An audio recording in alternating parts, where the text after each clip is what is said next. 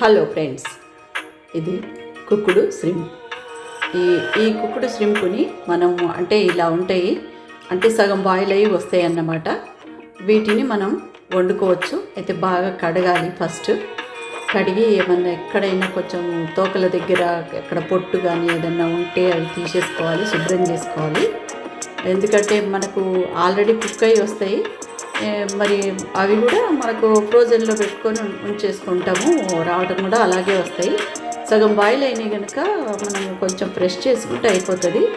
ఇవి శుభ్రంగా కడిగేసి వాడుకోవచ్చు అన్నమాట. అయితే ఎక్కడో చోట కొంచెం పులుసులు లాంటివి ఉంటాయి కదా, అంటే రొయ్యల పొట్టు అలా ఉన్నప్పుడు మనం తీసేసుకోవాలి.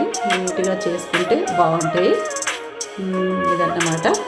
ఇలా దీంట్లో తర్వాత మనం అంటే ప్యాన్లో కొంచెం ఆయిల్ వేసుకొని తర్వాత ఉల్లిపాయ కూడా వేసుకోవాలి, కరివేపాకు వేసుకొని వేయించుకోవాలి.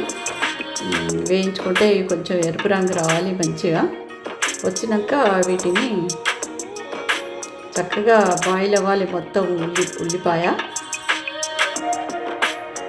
ఇది మంచి ఎరుపుదనం కొంచెం వచ్చినాక దీంట్లోకి ఫస్ట్ మనము జీరా ఫెనుగ్రిక్ పౌడరు అంటే జీలకర్ర మెంతుల పౌడరు వేసుకోవాలి. నూనెలోనే వేస్తే మంచి వాసన వస్తుంది అన్నమాట.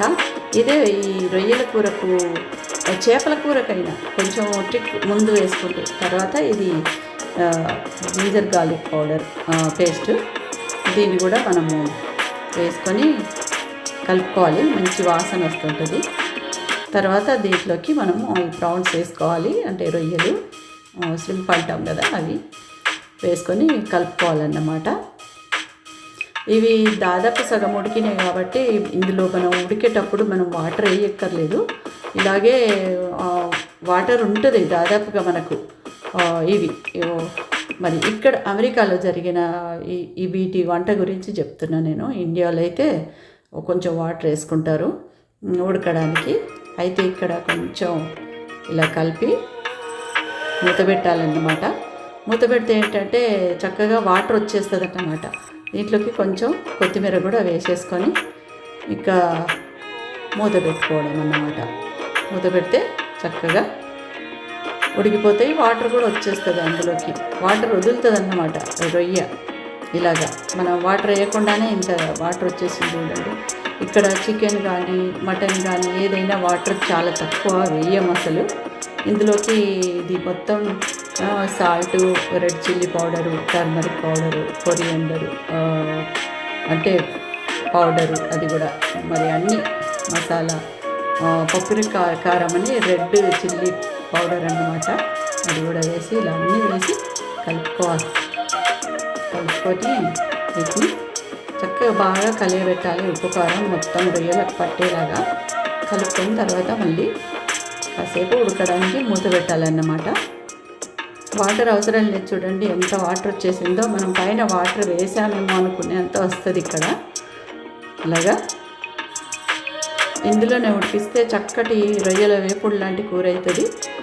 మనం వాటర్ వేస్తే మనకు రొయ్యల కూర అవుతుంది, కానీ ఇలా చేస్తే చక్కగా రొయ్యల వేపుడు చేసుకోవచ్చు. ఇప్పుడు కొంచెం మళ్ళీ కొత్తిమీర కొంచెం వేసుకొని మూత పెట్టేస్తే చక్కటి కూర రెడీ అవుతుంది.